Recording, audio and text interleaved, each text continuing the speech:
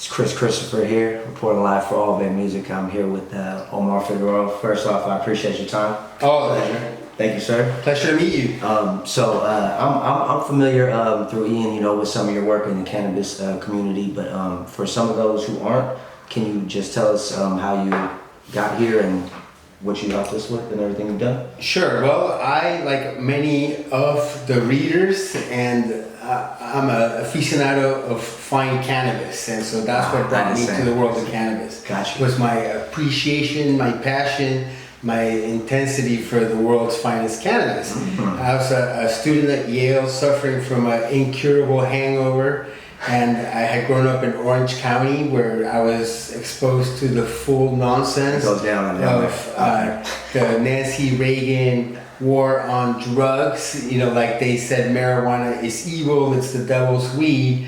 And so I believed all that hogwash because I went to high school and everybody The around way it me was fed to you, it was believable. Oh yeah, and so when I got to college and I discovered that marijuana was not what I had been taught and that all of the propaganda was utter nonsense, it really got me questioning not just cannabis prohibition but many other things about modern life. And so it was definitely a revelation, and I think cannabis and cannabis use in many ways can be enlightening and can be used to elevate human consciousness and get people thinking beyond the material world to maybe other things that have occupied humans for centuries.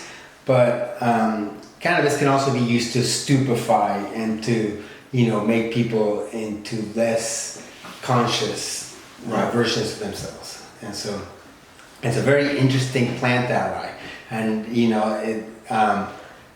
it can be toxic but also intoxicating. And I think the line between toxic and intoxicating for cannabis, there's really no deadly amount of cannabis. No, there isn't.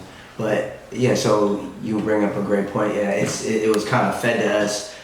Cannabis is bad, but I think on a government level, I mean, of course, you probably agree, but that's to their benefit. Feeding us that information so they can feed us all their other pharmaceuticals or whatever. That's more beneficial to them. So that's a shame. So I would pursue.